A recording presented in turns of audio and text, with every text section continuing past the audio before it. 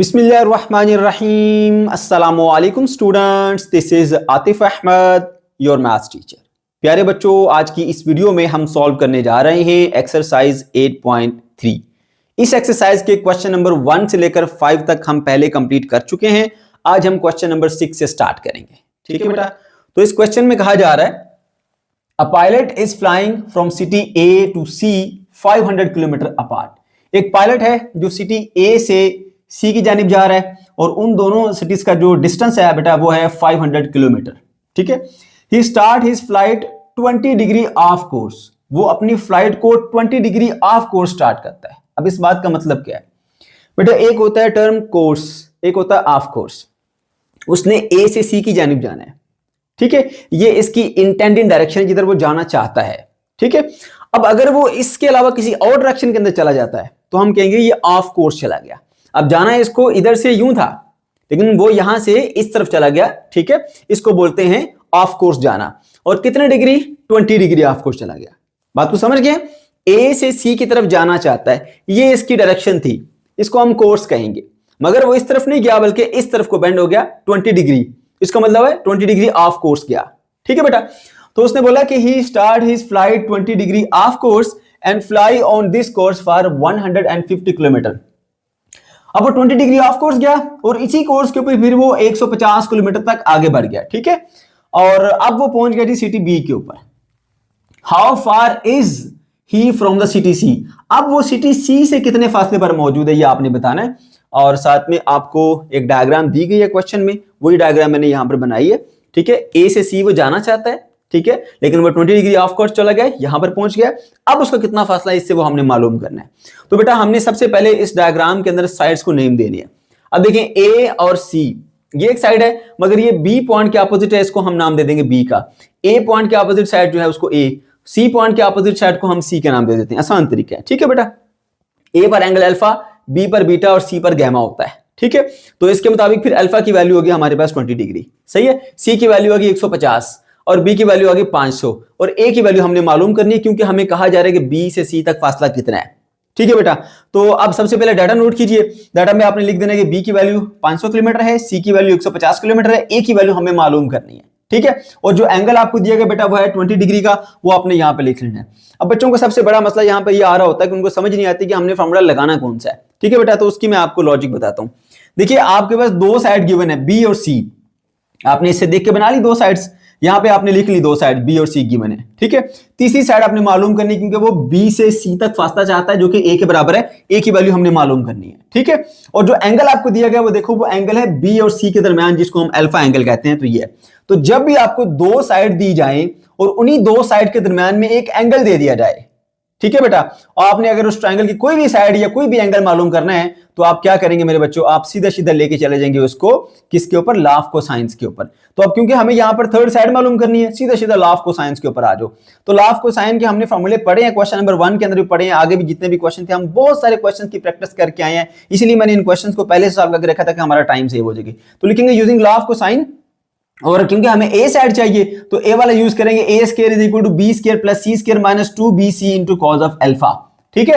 अब जस्ट यहां पे वैल्यूज पुट कीजिए, बी की वैल्यू सी की वैल्यू पुट कीजिए, यहां पर अगेन बी और सी की वैल्यू पुट कीजिए, अल्फा की वैल्यू 20 डिग्री पुट की, इसका स्केल लेंगे तो ये वैल्यू आ गई, इसका स्केल लेके यहां लिख लो, इसको तीनों को मल्टीप्लाई करके पहले एक बना लो, फिर इसको cos 20 की वैल्यू कैलकुलेटर से निकाल के यहां लिख लो। अब क्या करना है, इसको वैसे ही लिखो, इसको भी वैसे ही लिखो, इन दोनों को पहले मल्टीप्लाई करके एक बना लो। अब कैलकुलेटर में इसको पहले जमा करो, उसमें से ये वाली वैल्यू आप बेटा सब्ट्रैक्ट करेंगे तो वैल्यू मिलेगी 131560। ठीक है। अब ये वैल्यू है ए स्क्वायर की, जबकि हमें चाहिए ए। तो कोई बात नहीं, हम दोनों तरफ स्क्वायर रूट को ले लेंगे ताकि स्क्वायर खत्म हो जाए। इधर भी स्क्वायर रूट ले लिया, इधर भी स्क्वायर रूट ले लिया। अब स्क्वायर रूट से कट जाएगा तो ए बच जाएगा। इसका कैलकुलेटर से जब आप आंसर निकालेंगे स्क्वायर रूट ऑफ 131560 का तो मिलेगा 362.71। तो ये मेरे बच्चों हमारे पास इसका आंसर आ गया। अब क्योंकि ए और बी साइड दोनों जो है, बी और सी साइड दोनों किलोमीटर में थी, तो इसका आंसर भी हमारे पास किलोमीटर में ही आएगा। So A side is equal to 362.71 kilometre. Question number 7 पे आ जाइए बेटा। इस क्वेश्चन में कहा जा रहा है, two sides of triangular plot have the length 400 metre and 600 metre. एक ट्राइंगल शेप का प्लॉट है, उसकी दो साइड की लेंथ बताई जा रही है, एक है 400 मीटर और एक है 600 मीटर। The measurement of angle between the side is 45। जो दो साइड आपको बताई गई है ना, उन्हीं दो साइड के दरमियान जो एंगल है वो 45 डिग्री का है। Find perimeter and area of the plot. आपने प्लॉट का पेरीमीटर यानी कि ये लेंथ प्लस दिस, ये कंप्लीट लेंथ बतानी है इस ट्रायंगल की, ठीक है। और आपने इसका प्लॉट का, ट्रायंगुलर प्लॉट का एरिया मालूम करना है, ठीक है बच्चों। तो चलिए सबसे पहले डाटा लिखते हैं। अब दो साइड और उन्हीं दो साइड के दरमियान में हमें एक एंगल दिया गया 45, तो अपनी मर्जी से उनको कोई नाम दे देते हैं ए और बी। तो ए को हमने लेट कर लिया ए, दैट इज 400 मीटर, और दूसरी को लेट कर लिया बी, दैट इज 600 मीटर। और जो एंगल है क्योंकि इन्हीं दो साइड के दरमियान है, ठीक है, तो अगर आप एक ट्रायंगल बनाएं इस तरह से और एक साइड को ए का नाम दें, एक साइड को बी का नाम दें, एक साइड को सी का नाम दें, ए साइड के सामने ए पॉइंट और सी के सामने सी पॉइंट और जो बी साइड के सामने बी पॉइंट, इस तरह बी पॉइंट आ गए। अच्छा, अब ए पॉइंट पे एंगल अल्फा, बी पॉइंट पे एंगल गामा होता है, और सॉरी सी पॉइंट पे गामा और बी पॉइंट पे एंगल बीटा होता है। ऐसे आपने दे दी तो आपकी एक ट्रायंगल कंप्लीट होगी। ए बी सी, उनके दरमियान एंगल भी आ गए साइड्स के दरमियान, और उनकी तीनों साइड्स भी आ गई हैं, ठीक है बेटा। अच्छा, अब आपको इस तरह से पता चलेगा कि ए और बी की वैल्यू 400-600 मीटर है और गामा एंगल 45 डिग्री है। इस तरह से हमें पता लगेगा, ठीक है। और वैसे भी याद रखो, अगर ए और बी दो साइड है ना, तो इनके दरमियान मिसिंग साइड कौन सी है? सी। तो सी के अपोजिट एंगल जो है वो इन दो के दरमियान में पाया जाता है। समझ गए? ओके जी। अब पेरीमीटर मालूम करना है हमने, और एरिया, दो चीजें हमारी बेटा यहां पे रिक्वायरमेंट है। ओके, तो पेरीमीटर कहते हैं तीनों साइड का सम। तो इसमें दो साइड दी गई है, तीसरी साइड आपको दी नहीं गई, तो सबसे पहले तो तीसरी साइड आपने मालूम करनी, यानी सी की वैल्यू आपने मालूम करनी। यहां से आपके माइंड में क्वेश्चन आएगा कि हमने करना क्या है, सी की वैल्यू को पहले मालूम करना है, ठीक है। अब सी की वैल्यू मालूम करने के लिए कौन सा लॉ इस्तेमाल करें? जब भी आपको दो साइड और उन्हीं दो साइड के दरमियान एंगल दे दिया जाए, तो थर्ड साइड मालूम करने के लिए सीधा सीधा चले जाओ लॉ ऑफ कोसाइन के ऊपर। तो फॉर पेरीमीटर के लिए क्या करेंगे जी, हम सबसे पहले सी की वैल्यू निकालेंगे। C square is equal to A square plus B square minus 2ab cos of gamma, यानी जो लॉ ऑफ कोसाइन मैंने आपको याद करने के तरीके भी बताए थे क्वेश्चन नंबर 1 के अंदर, जो हमारा पहला क्वेश्चन मैंने रिकॉर्ड किया था, तो वहां पे आपको ये सब तरीका मैं सिखा के लाऊं कैसे आपने इनको मेमोराइज भी करना है। तो ये फार्मूला हमने यहाँ पे लिखा, क्योंकि सी साइज चाहिए तो सी वाला फार्मूला लिखा, C square is equal to A square plus B square minus 2ab cos of gamma. अब जस्ट बेटा आपने इसके अंदर वैल्यूज को प्लग इन करना है, ए की वैल्यू पुट करो, बी की वैल्यू पुट करो, इधर ए बी की वैल्यू पुट करो, गामा एंगल 45 की वैल्यू पुट करो, इसका स्क्वायर लेके लिखो, इसका स्क्वायर लेके लिखो, फिर इन दोनों को मल्टीप्लाई करो, फिर 2 से मल्टीप्लाई करो तो ये वैल्यू आ जाएगी।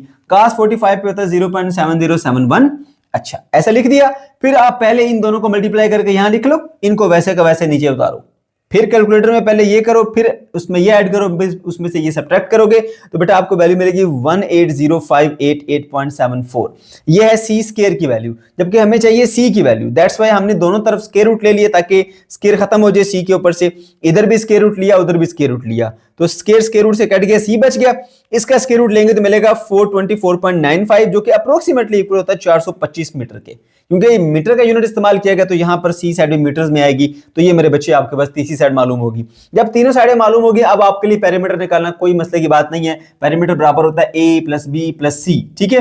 तो अब पेरीमीटर को मैंने यहां पर पी से शो कर दिया, आप इसकी जगह वैल्यूज पुट करें एबीसी की, 400, 600 और 425, इन सबको जमा करोगे तो मिलेगा 1425। ये मेरे बच्चों आपके पास वैल्यू आ गई पेरीमीटर की। उसके बाद फिर आपने आ जाना है जी एरिया ऑफ ट्रायंगल के ऊपर। वैसे ये क्वेश्चन जो है वो इस एक्सरसाइज के अंदर नहीं बनता था, क्योंकि आपको एरिया ऑफ ट्रायंगल के जो कॉन्सेप्ट्स हैं वो इसके बाद आने वाली एक्सरसाइज के अंदर सिखाए जाएंगे। बहरहाल मैं चलें आपको बता देता हूँ।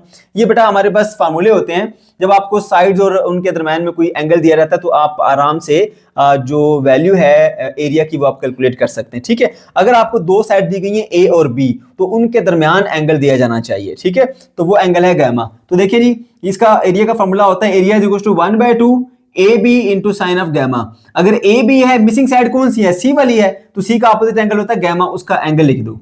अब इसमें देखिए, अगर आपको बी और सी साइड दी हुई है तो फिर आप ये वाला एरिया का फॉर्मूला लगाते हो 1/2 BC into sine of alpha. अब देखो बी और सी आ गया, मिसिंग साइड कौन सी है? ए का अपोजिट एंगल लिख दो अल्फा।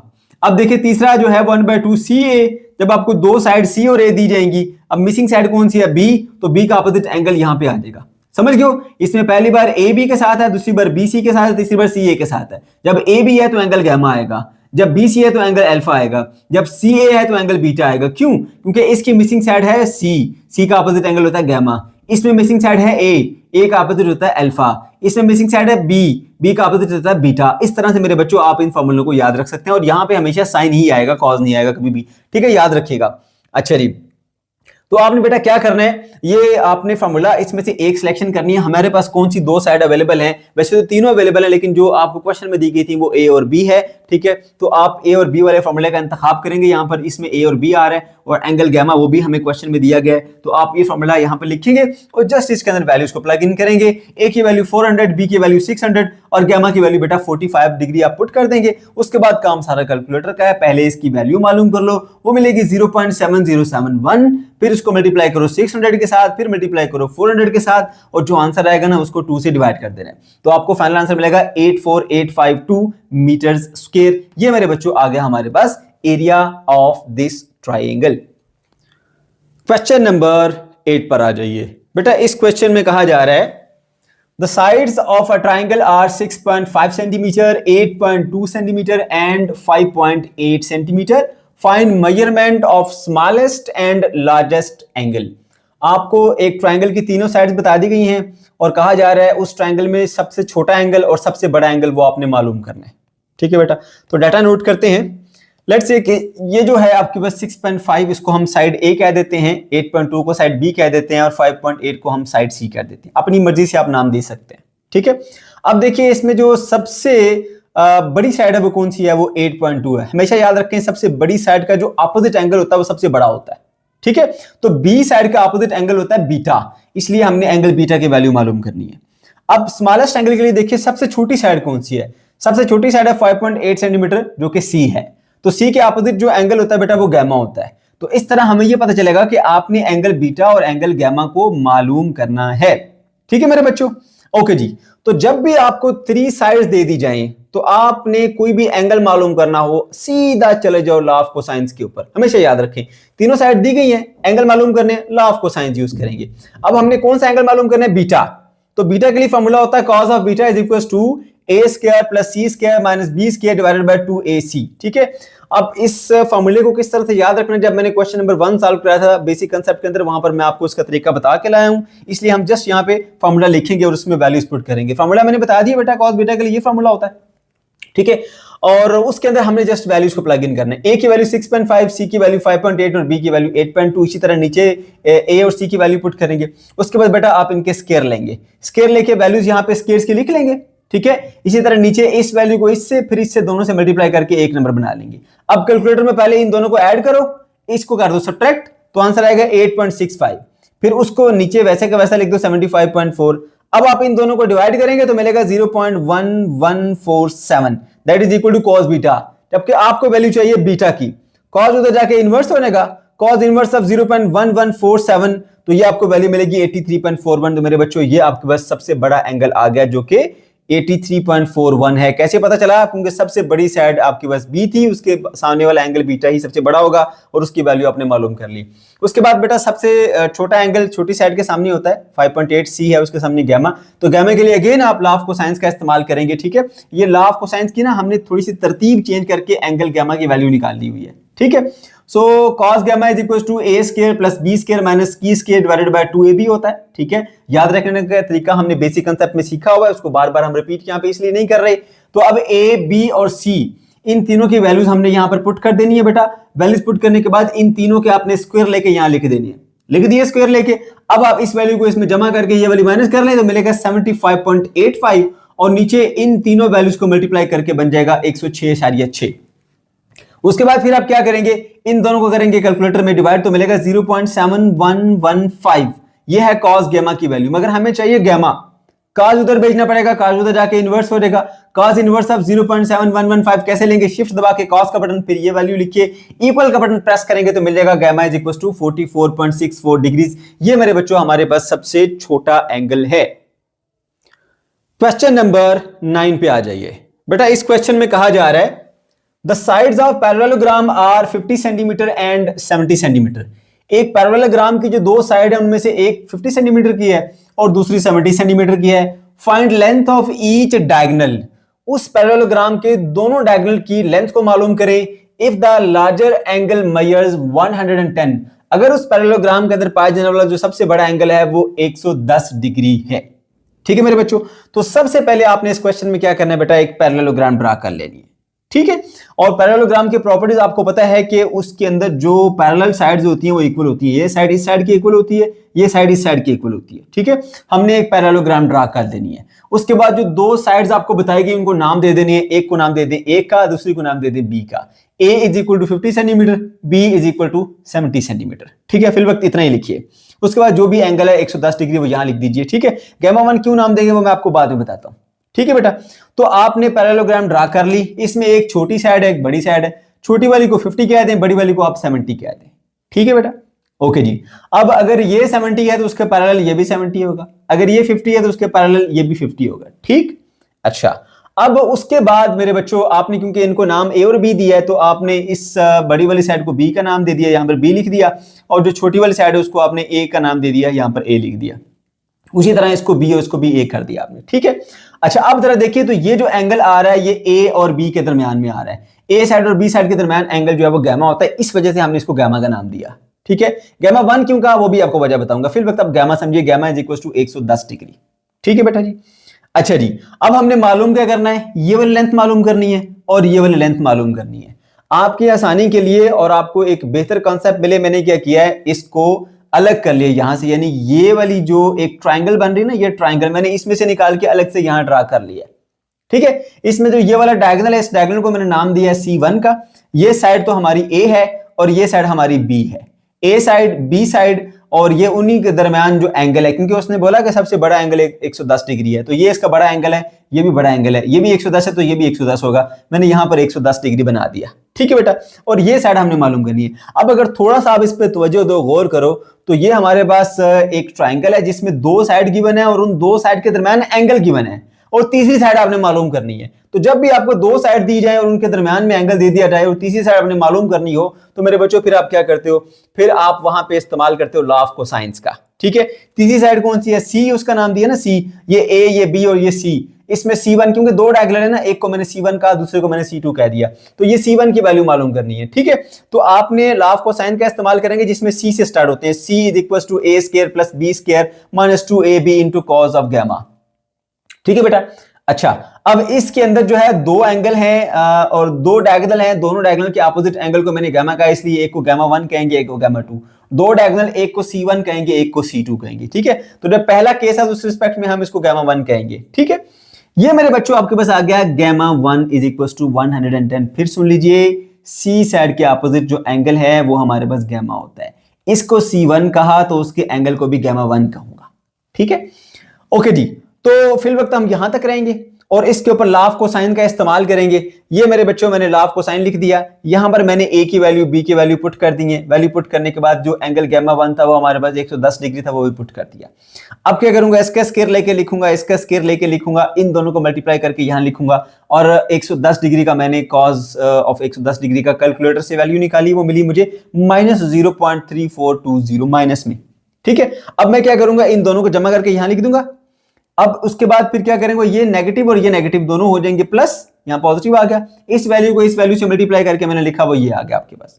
अब आप इन दोनों वैल्यूज को अब ऐड करेंगे तो मिलेगा 9794, ठीक है। ये सी स्क्वायर की वैल्यू है, C1 स्क्वायर की, बट हमें C1 चाहिए, डायगोनल की लेंथ चाहिए, दोनों तरफ स्क्वायर रूट ले लेंगे, C1 का स्क्वायर इसके स्क्वायर रूट से कट जाएगा, तो इधर आप इसका स्क्वायर रूट ले लेंगे तो मिलेगा 98.94 सेंटीमीटर, क्योंकि आपको ये वैल्यू सेंटीमीटर में दी गई थी तो ये भी सेंटीमीटर में ही होगी। तो ये मेरे बच्चों आपके पास एक डायगोनल आ गया 98.94 सेंटीमीटर, ठीक। ओके जी, अब आप दूसरे डायगोनल पे आ जाए। दूसरा डायगोनल बेटा आपके पास ये वाला, ये हमारे पास एक ट्रायंगल बन रही है, ये ट्रायंगल हमने यहां पे ड्रा कर लिया। ये तो बहुत आसान केस था, आपको फौरन से समझ में आ गया। अब इसके तरफ आए, ठीक है। अब आपको ये भी वजह बताऊंगा मैंने गामा 1 गामा 2 क्यों कहा था। ये साइड ए, ये साइड बी, ए और बी के दरमियान एंगल गामा होता है, ये साइड ए, ये साइड बी, ए और बी के दरमियान एंगल गामा होता है, ठीक है। इसमें डायगोनल कुछ और है, या ये जो थर्ड साइड है वो कुछ और लेंथ की है, इसमें थर्ड साइड कुछ और एंगल की है, कुछ और लेंथ की है, इसीलिए इसके सामने वाला एंगल कुछ और होगा, इसके सामने वाला एंगल कुछ और होगा, ठीक है बेटा। ओके जी, तो अब जी ये ए और बी दो साइड्स आ गई, उसके दरमियान में ये एंगल है जी, उसको हमने गामा का नाम दे दिया गामा 2, क्योंकि एक गामा 1 ऑलरेडी मौजूद है, इसको हमने गामा 2 कह दिया, ठीक है बेटा। और ये डायगोनल जो है वो C1 था, इस डायगोनल को हमने C2 कह दिया, C2 के सामने गामा 2, C1 के सामने गामा 1, ठीक है मेरे बच्चों। अब यहां पर ना इसको आप उस वक्त तक सॉल्व नहीं कर सकते जब तक इनमें से कोई एक एंगल मालूम ना कर लिया जाए। ये एंगल मैंने बना के लिखा है, आपको जो डाटा दिया गया उसमें कुछ नहीं वैल्यू बताई गई आपको, ठीक है, उसमें सिर्फ 2 साइड बताई गई है। ये तीसरा एंगल मैंने कैसे मालूम किया उसके लिए आपको कॉन्सेप्ट दे रहा हूं, ध्यान से बात सुनिएगा बेटा। पहले 3 चीजें रिवाइज करो, अपने माइंड के अंदर रिकॉल करो। वो आपको हमने बताया कि अगर एक पैरेललोग्राम है उसका ये एंगल इस एंगल के इक्वल होता है और ये वाला एंगल इस एंगल के इक्वल होता है, यानी ये दोनों एंगल आपस में क्या होते हैं, बराबर होते हैं। ये एंगल इस एंगल के इक्वल होगा और ये एंगल इस एंगल के इक्वल होगा, ठीक, इतनी बात। दूसरी बात आपको ये पता होनी चाहिए कि एक लाइन के ऊपर बनने वाला जो कंप्लीट एंगल होता है बेटा 180 डिग्री का होता है। अगर हम उसको 2 हिस्सों में काट देते हैं, अगर एक को हम थीटा कह रहे हैं तो दूसरा 180 माइनस थीटा होगा। दूसरा कॉन्सेप्ट जो आपको पता होना चाहिए, ठीक है। तीसरा कॉन्सेप्ट बेटा ये कि अगर कुछ पैरेलल लाइंस आपके पास 2 3 4 5, ठीक है, कोई और लाइन आके उसको कट करती है तो वो सारी की सारी लाइन सेम एंगल पर कट करेंगे, यानी जिस एंगल पर ये कट हुई उसी एंगल पर ये कट होगी, उस एंगल के ऊपर भी यही कट होगी, ठीक है। लेकिन शर्त क्या है कि लाइंस क्या होनी चाहिए, पैरेलल होनी चाहिए। ये 3 कॉन्सेप्ट रिवाइज कर लिया आपने। अब मैं आपको लेके चलता हूं जी इन कॉन्सेप्ट को हमने इस्तेमाल यहां पे किस तरह से करना है, ठीक है, और किस तरह से हम एंगल की वैल्यू निकालेंगे। बड़े आराम सुकून से आपने देखना है बेटा इसको। देखो जी, अब यहां पर ना ये एंगल है 110 यहां से लेके यहां तक, तो ये एंगल भी कितना होगा 110। ये इस प्रॉपर्टी को यूज हो गया, ठीक है, ये एंगल इस एंगल के इक्वल, 110 ये है तो 110 ये भी होगा, ठीक। अगर ये 110 है तो ये जो इसको मैं थोड़ा सा अगर एक्सटेंड करके देखूं ये वाला एंगल कितना बनता है। ये देखो एक स्ट्रेट लाइन बन रही है, स्ट्रेट लाइन, तो मैंने बताया था स्ट्रेट लाइन का कंप्लीट एंगल 180 डिग्री होता है, यानी यहां से लेकर यहां तक अगर पूरा एंगल लिया जाए, यानी यहां से लेकर यहां तक, तो वो 180 डिग्री बनता है। अब 180 के 2 टुकड़े कर रहा हूं इसके जरिए, ये हो गया 110 डिग्री, तो बाकी कितना होगा 180 माइनस 110 जो कि बनता है 70 डिग्री, तो ये 70 डिग्री का एंगल है, ठीक है। अच्छा, अब अगर ये 70 डिग्री का एंगल है तो यहां से लेकर यहां तक ये एंगल भी 70 डिग्री का होगा। क्यों?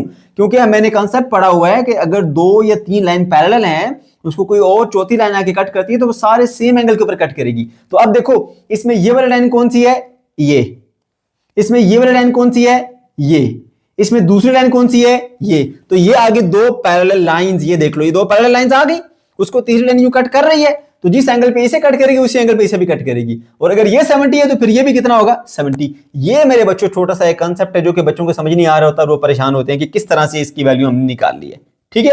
अगर आपको मुश्किल लग रहा है तो दोबारा वीडियो पीछे कीजिए, दोबारा देखिए, इंशाल्लाह आपको समझ आ जाएगा। ये बिल्कुल आसान है, कुछ भी इसके अंदर मुश्किल नहीं है, बस ये 3 कॉन्सेप्ट, बेसिक कॉन्सेप्ट आपको रिकॉल करने के बाद ये समझ में आएगा। तो मैंने पहले वो रिकॉल कराए हैं, फिर मैं इस कॉन्सेप्ट के ऊपर लेकर आया हूं। तो मेरे बच्चों ये वाला एंगल जो है आपको बस 70 बन गया, तो यहां से लेकर यहां का एंगल भी फिर क्या होगा 70, क्योंकि 2 पैरेलल लाइंस को तीसरी लाइन कट करती है तो सेम एंगल पे कट करती है, जैसा हमने यहां पर देखा। क्लियर हुई बात? ओके, तो यहां से हमें पता चला कि भाई इन दोनों के दरमियान जो एंगल है वो 70 डिग्री है, ए और बी के दरमियान। तो फिर देख लो, फिर उसी तरह की ट्रायंगल बन गई। ये आपके पास सी साइड मालूम करनी है, ए और बी साइड दी गई है और ए और बी के दरमियान वाला एंगल भी आपको दिया गया है। तो फिर से हम लगाएंगे इसके ऊपर लॉ ऑफ कोसाइन, तो मैंने यहां पर लगा दिया लॉ ऑफ कोसाइन। और इस एंगल की वैल्यू निकालने का तरीका भी मैंने आपको बता दिया कि गामा 2 की वैल्यू जो है वो 180 में से आप 110 माइनस करोगे तो 70 बचेगा आपके पास, ठीक है।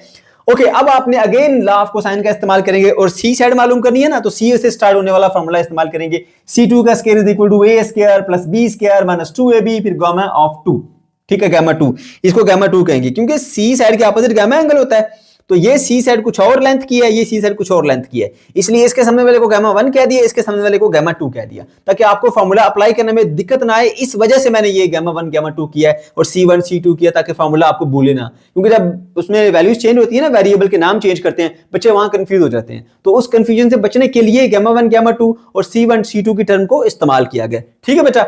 ओके जी, अब हमने क्या करना है, ए की वैल्यू 50, बी की वैल्यू 70, ए बी की वैल्यू अगेन यहां पे पुट की, गामा 2 की वैल्यू 70 पुट करेंगे। 50 का स्क्वायर 2500 होता है, 70 का स्क्वायर 4900 होता है, इन दोनों को मल्टीप्लाई करके 7000 मिल गया। इसकी वैल्यू कैलकुलेटर से मालूम करोगे 0.3420 आएगी। फिर आप पहले इन दोनों को मल्टीप्लाई करके ये बना लो, उसके बाद कैलकुलेटर में इसको लिखो, फिर जमा इसको करो, फिर माइनस इसको करो, तो जवाब मिलेगा 5006। अब ये सी स्क्वायर की वैल्यू या C2 स्क्वायर की वैल्यू, बट हमें क्या चाहिए, हमें तो C2 चाहिए। तो taking square root on both side, ये स्क्वायर रूट स्क्वायर से कट जाएगा, इधर C बच जाएगा। अब इसका स्क्वायर रूट लेंगे तो मिलेगा 70.75 सेंटीमीटर। ये मेरे बच्चे हमारे पास स्मॉलर डायगोनल है, ये आ गया लार्जर डायगोनल और ये आ गया स्मॉलर डायगोनल, ठीक है। क्वेश्चन नंबर 10 पर आ जाइए बेटा। इस क्वेश्चन में कहा जा रहा है for a parallelogram ABCD find, आगे इसके 2 पार्ट हैं, ये पार्ट नंबर 1 है, इसमें ये आपको पैरेललोग्राम दी गई है और कहा जा रहा है फाइंड BC, ये वाली साइड जो BC है इसकी वैल्यू को आपने मालूम करना है, ठीक है।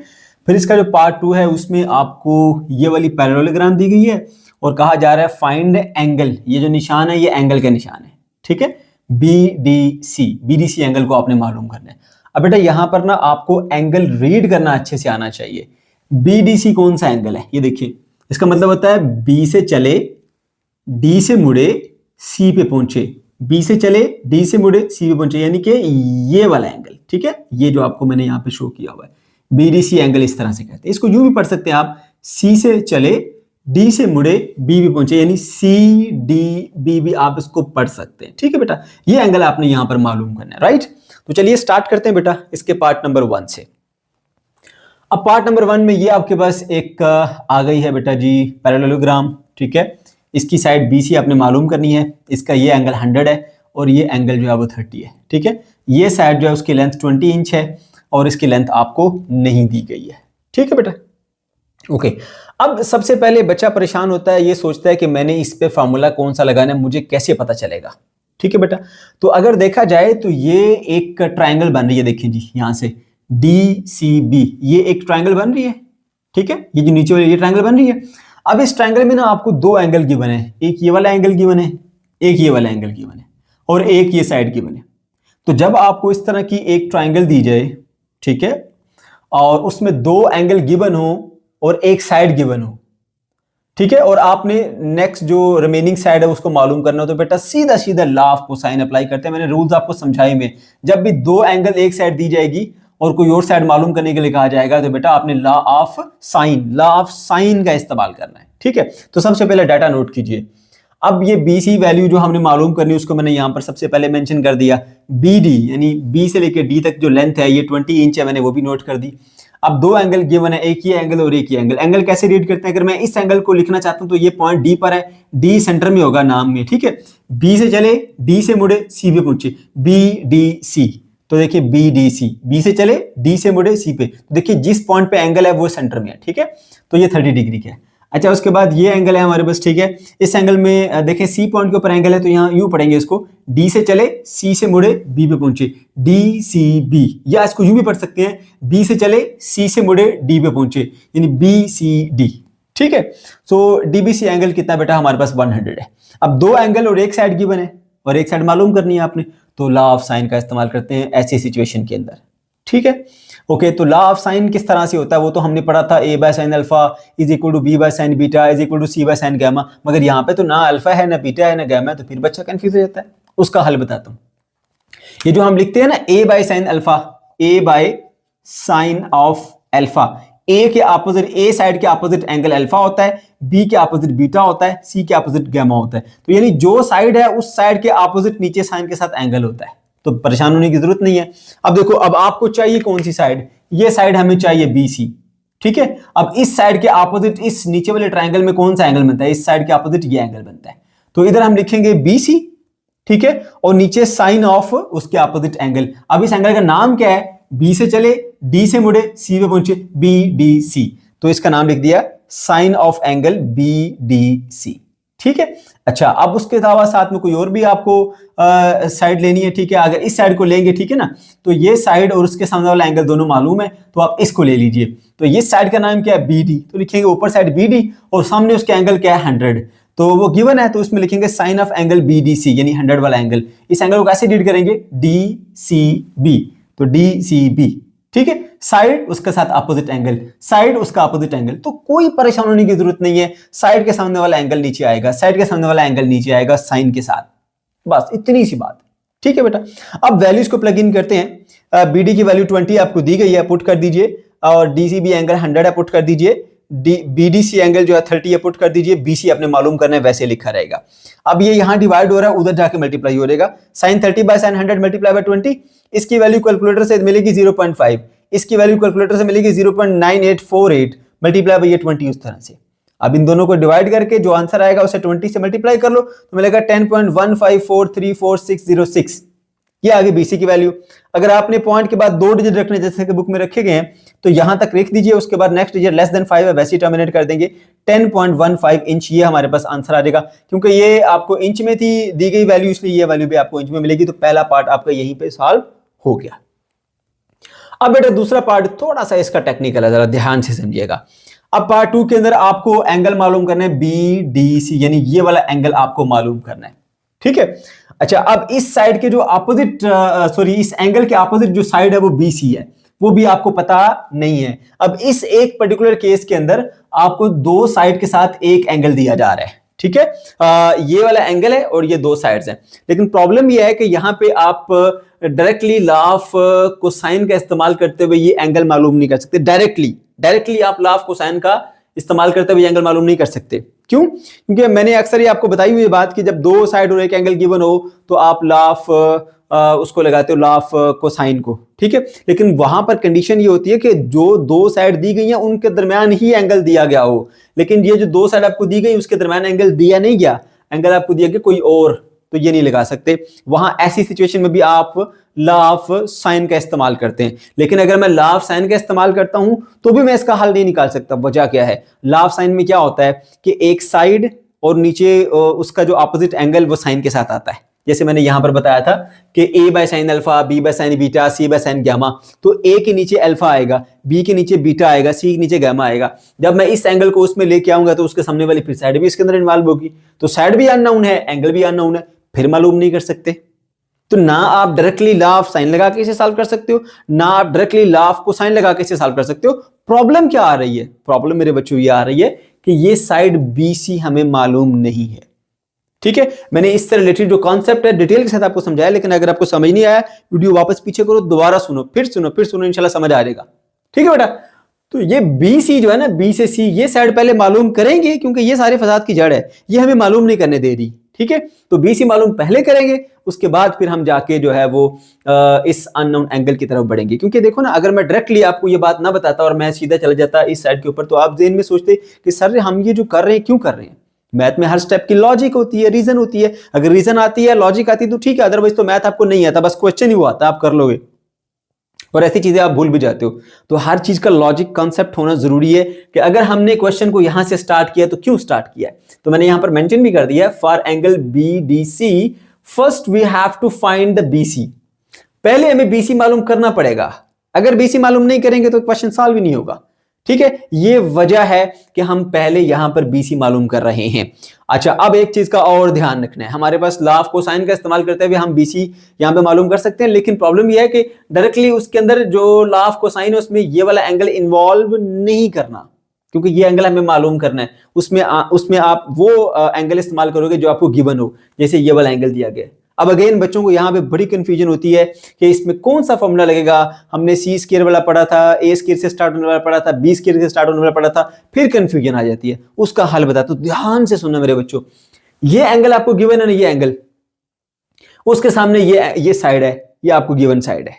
आप वो फॉर्मूला लगाओ जो कि इस साइड से स्टार्ट हो। अब आपको फॉर्मूले नहीं ज़हन में आ रहे, ये तीनों में से कौन सा लगेगा, बिल्कुल परेशान नहीं होना।